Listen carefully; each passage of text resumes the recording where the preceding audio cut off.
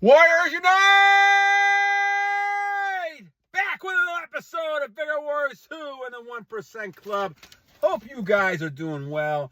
Hope you guys are on your conquesting purposes for God's purposes and conquesting yourselves first, allowing yourself to learn the art of self-control and then being able to obviously control things around you because of that. So great to be back, guys. You know, like I said, a busy week. Bigger Warriors' daughter's getting married Saturday, so I'm trying to kind of get a couple of these in through all the chaos and things that are happening. So we'll try to get that through a little bit. And so I've had a lot of interesting comments back and forth about my beard and lack of beard. So it's interesting after 4 years, perception-wise, I had no beard for 59 years. And so it's interesting to kind of see people's perceptions, students, everybody else, when they see me without a beard. It's kind of weird because it's perceptions, and perceptions, you know, you think of a person a certain way and they change, and all of a sudden you kind of get out of whack a little bit. So it's interesting how people react to it. So anyway, let's do some shout outs here before we do. And I'm running on my list of shout outs, so I'm going to have to go back and look at the last couple weeks, guys, and get you some more shout outs. Micio Cruz, thank you, my friend. Micio Cruz. Blackpilladrius, thank you. I'm getting these wrong. Mamzellilos, thank you. Nathan Darby, thank you, my friend. Minimize 4025, thank you. Chillwithjp, thank you, my friend. Hypernetic, thank you. Some of these long ones. Kamilzabiegala, thank you. I think I probably got that wrong. Rajaroxx, thank you, my friend. Raphael, thank you. Dermot Hynes, thank you. Rajaroxx 5334 again, thank you very much for that. Nicholson, thank you. Planet World, thank you, my friend. Bobby Biscuit, thank you. Douglas Nicholson, 2 of them, so I appreciate that, Douglas.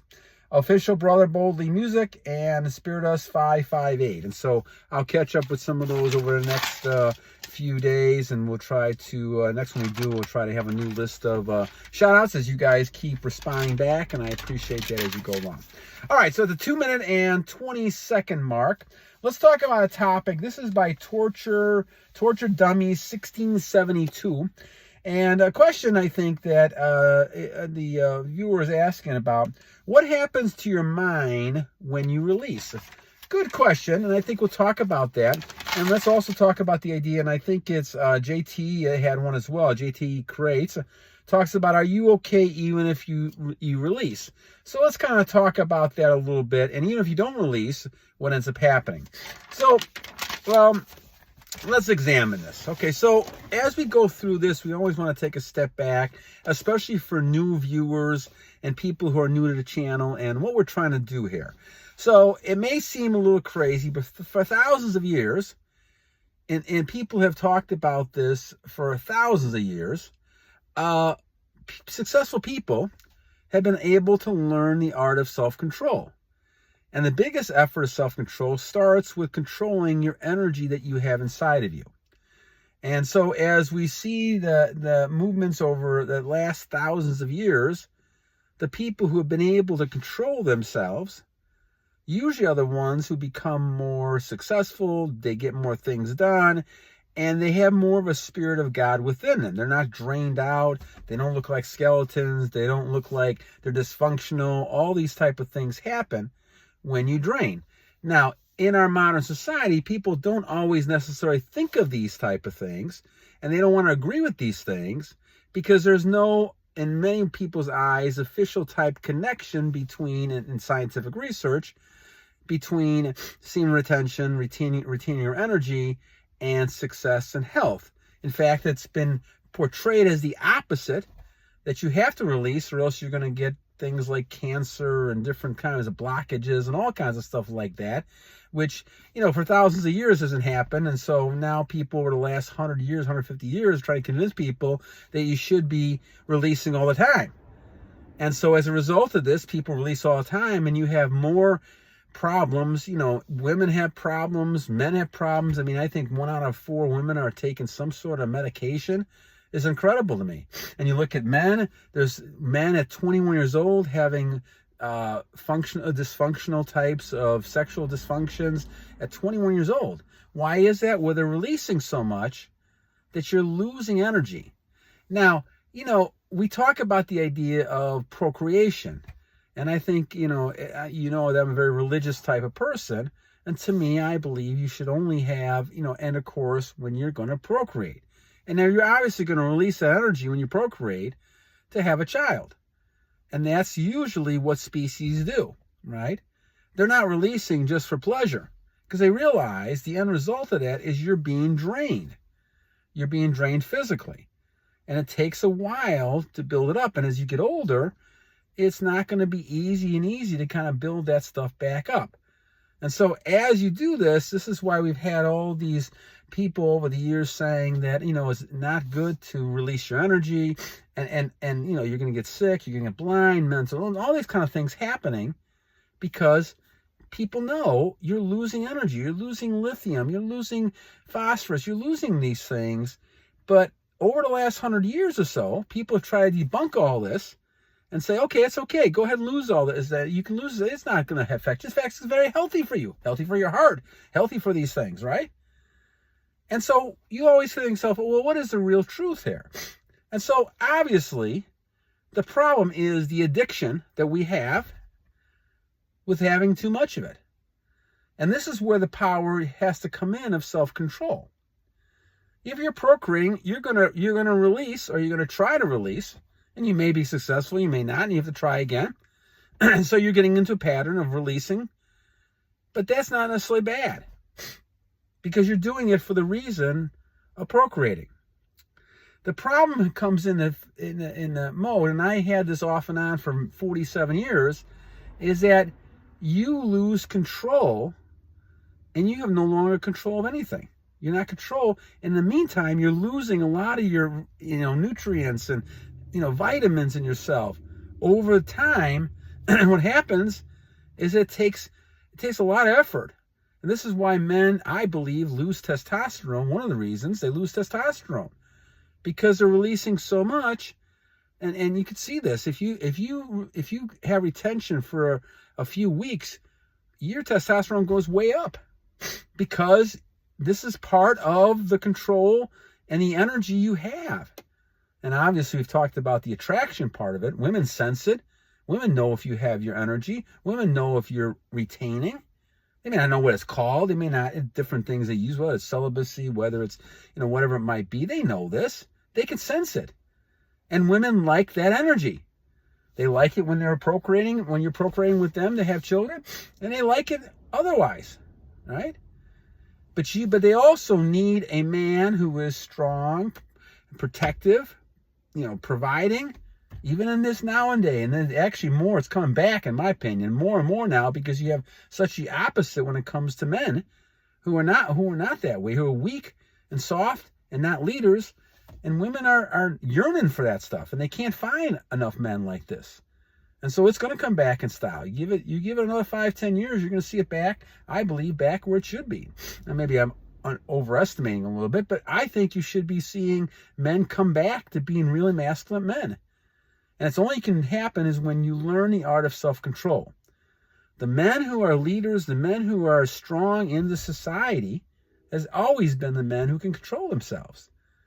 You're not given into, things that, they have the anger and all these things. Eventually they fall apart. I've seen, people in the media now, you see this all the time, whether it's, wrestling moguls or you're talking about, politicians or people like this or music stars. They cannot handle the success that they've had because they can't control themselves. They don't have a foundation of why they should control themselves. So we talk about the issues that both Tortureddummy and JTE Creates talks about, is the fact that when you release, you're basically losing some of your strength. Now, if you release one time, is it the end of the world? No. We know that. And no one's ever saying that that's a problem, because when you procreate, you're going to release without succeeding sometimes to having a child. It's not going to happen on the first time, probably. It may not happen until the 20th time. Who knows? So you're going to release. But the thing is that you are trying most of your life to keep as much of the strength that the Lord has given you, that your Creator has given you, inside of yourself. So it can help repair your body. It can help give you strength, energy. It can, like I said, any kind of diseases, things like that, it's going to help you with. It just makes perfect logical sense. And why you would sit there and throw this energy away makes very little sense, except we're enticed by the devil and society, who says to us, okay, you're missing out. This is what's exciting now. This is the idea you should be focusing on. And that's the idea of going ahead and releasing and having fun. Partying, having fun, having sex, having multiple body counts, all this kind of stuff, men and women. Along with it comes drugs, violence, all the stuff that comes with this. Because it's a lack of control. It's like a train running off its tracks. Once they get a little taste of it, they go wild. And this is where the danger comes in. Are you okay if you release one time? Sure, you're okay. You're not going to die tomorrow. When you look at pictures of people who've released for years, 50 years of masturbation, 50 years of releasing, you see the people. You see how they are. They're withdrawn, they're sunken in. You see these people. You can see people who have done this for years. Now, they don't even see the correlation to them now. And obviously they wish they would have known about this many years ago. Right? If someone had told them this a long time ago. But the trouble is, even if someone had told them this, would they have followed it? The question becomes, and I go back to the Dracula movie that I always talk about with Bela Lugosi, and the famous scene where Van Helsing, who was trying to kill the vampire is sitting there saying, Van Helsing, come here. He tries to put a hypnotic spell on Van Helsing. Van Helsing moves a couple steps closer, and then he stops. And he exerts his will to stop that vampire and not tempting into the vampire's web. And this is what we're talking about when we talk about temptation. It's no different. We're talking about a woman sitting in front of you, a woman who could be, very little clothes on. It could be lots of things with this woman. Attractive woman. It could be somebody who you feel like is a strong type of woman who you like, right? It could be temptation of drugs. It could be a temptation of your friends around you, peer pressure, those things. All those things are like that Dracula vampire pulling you closer. And you know this because once this happens, now you've fallen into the hole. And it's hard to get out. It takes time and effort. And I know that because it was 47 years of me going back and forth, coming in and out of those holes and trying to escape that. And there's many times it almost put me away. But the whole idea is you have to think to yourself, okay, what can I do about this? So it's not a matter of one time is a problem. We all make mistakes. A lot of you guys have talked about, I've released here and I've released at this point. That's okay. You've got to get back on your feet and you got to start again. You got to start the streak again. Remember, guys, this is a lifetime thing. This is for life. If you're committed to holding your energy in for the rest of your life, then yeah, you may release, you may in your sleep even. I don't count that necessarily because that's more of a subconscious type of thing. But that's just me. I mean, God is the eventual judge of all this. But you can tell on how you are progressing as you're getting older. I'm 63 and almost going to be 63 and a half years old. And, God has blessed me with a lot of it. But I've tried to follow God's word, the best I could over the years.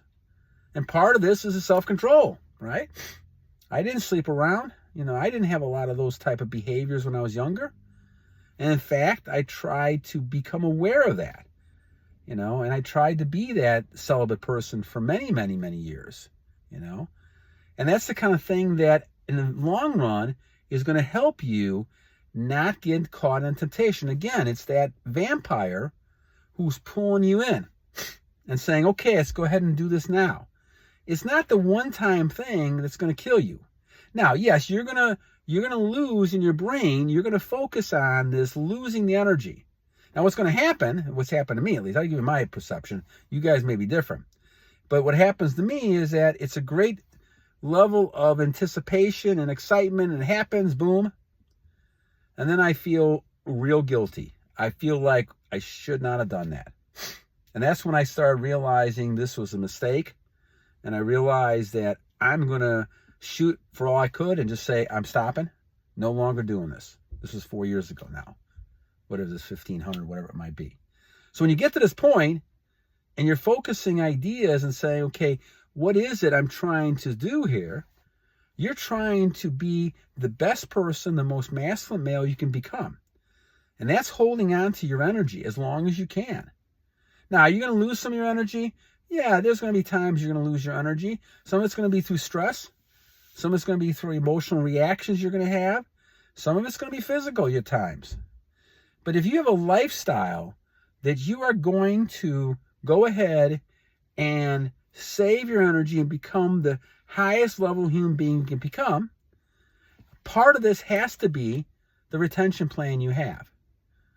And as you're getting tempted to all these things in life, whether it's gambling, whether it's, images you're seeing, whether it's the actual women you're seeing, those are the types of things that you have to guard against. Because those are the things that are going to get you, start drawing you in, and now your will doesn't become your own. Something else persuades you to take you away from your own will, and now they're controlling your will. And they're making you do things that you down deep didn't want to do originally, but now you're addicted to it, and this becomes more attractive. And now you want more. Now you become a bigger high, and you want more, and you become more deviant and more deviant and more deviant. Any person can do this. This is why, you think, okay, there's moral people and immoral people. Well, everybody can fall victim of this, in my opinion. I've seen it. If they get the right circumstances and they're not careful and they're not protecting yourself by being in the Bible, being in the Quran, whatever biblical text you use, meditating. And I know some people talked about meditating as being evil. I don't think when you're doing it and you're meditating you're talking to your God, I don't think that's evil at all. I think you're really reflecting on what's happening. And we all need to reflect, because you got to see things for what they are. If you can sit back at night for 10, 15 minutes when you get up in the morning or before you go to bed and start realizing how the evil ones tried to attack you during the day, and you realize those things and you come to light with it, now you're better prepared to handle all the types of things when they come next time. So I think meditation, what do you want to call it? Meditation, prayer, whatever you want to call it. I'm not talking about doing cultist types of things that some people might be talking about. I'm talking about reflecting on your behaviors with this dichotomy between the evil one and your creator. And what things are you being asked to do or thinking about, even thoughts you have that are against your God. And those are things that you shouldn't be doing. How are you handling those things? Are you predicting those things? Are you ready to kind of deal with those things in the future? Again, Van Helsing had the cross.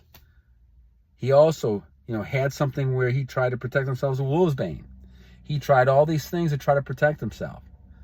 But the bottom line really is that he had the will to say no. Say no to the women. Say no to the drugs. Say no to the gambling.